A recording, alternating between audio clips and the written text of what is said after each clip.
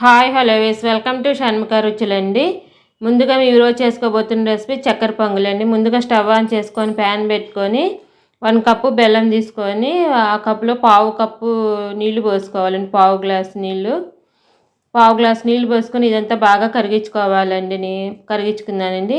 ఇప్పుడు ఏ గ్లాస్తో అయితే నీళ్లు పోసానో అదే గ్లాస్ తోటి 1 గ్లాసు బియ్యం తీసుకున్నానండి. అర గ్లాసు పెసరపప్పు తీసుకొని వేయించుకొని పెసరపప్పు అన్నము బియ్యము పెసరపప్పు రెండు కలిపి కడిగి ఒక పావు గంట నానాక అన్నం వండేసుకొని పక్కకు పెట్టుకోవాలండి. బెల్లం అంతా కరిగాక లేత పాకం రావాలండి. కొంచెం లేత పాకం వచ్చాక అప్పుడు ముందుగా దంచి పెట్టుకున్న యాలకుల పొడి వేసుకోవాలండి. ఒక 4 యాలకులు దంచి వేసుకొని అది వేసుకోవాలండి. 4 యాలకులు దంచి ఒకసారి కలిపేసుకున్నాక ముందుగా వండి పెట్టుకున్న అన్నం ఇందులో వేసేసుకోవాలండి.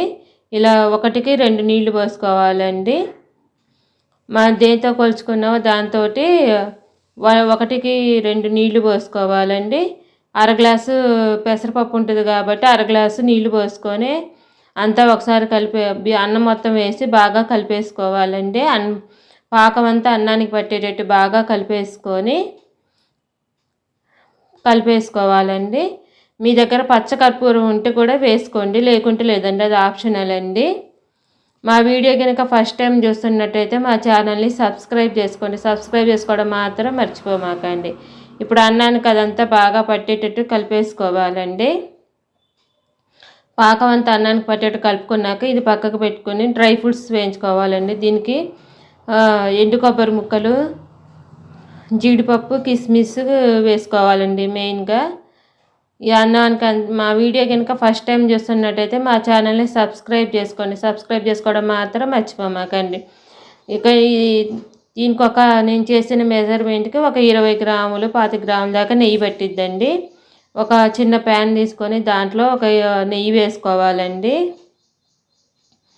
నెయ్యి వేసుకొని నెయ్యి బాగా కొంచెం వేడెక్కాక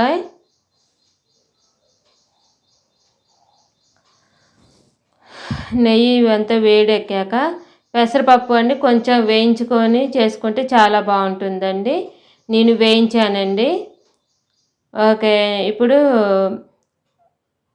ఎండు కొబ్బరి ముక్కలు కూడా కొంచెం వేగాక 3 టీ స్పూన్లు ఎండు కొబ్బరి ముక్కలు, 2 టీ స్పూన్ల దాకా జీడిపప్పు, 2 టీ స్పూన్ల దాకా కిస్మిస్ కూడా వేయించుకోవాలండి. ముందుగా కొబ్బరి వేగాక జీడిపప్పు వేయాలండి, లేకపోతే జీడిపప్పు మాడిపోద్దండి. ఈ ఎండు కొబ్బరి జీడిపప్పు వేగాక కిస్మిస్ 2 టీ స్పూన్లు కిస్మిస్ కూడా వేసి అవి కూడా బాగా వేయించుకోవాలండి. ఇవన్నీ బాగా వేగాక చక్కెర పొంగల్లో వేసి అంతా బాగా కలిపేసుకోవాలండి. ఇదంతా ఇవన్నీ వేగి చల్లారేలోపు చక్కెర పొంగలి రైస్ లాగానే పొడి పొడిగా వస్తుందండి. చాలా టేస్టీగా ఉంటుందండి. మా వీడియో మీకు నచ్చినట్టయితే లైక్ చేయండి, షేర్ చేయండి, సబ్స్క్రైబ్ చేసుకోండి. సబ్స్క్రైబ్ చేసుకోవడం మాత్రం మర్చిపోమాకండి. Thank you for watching.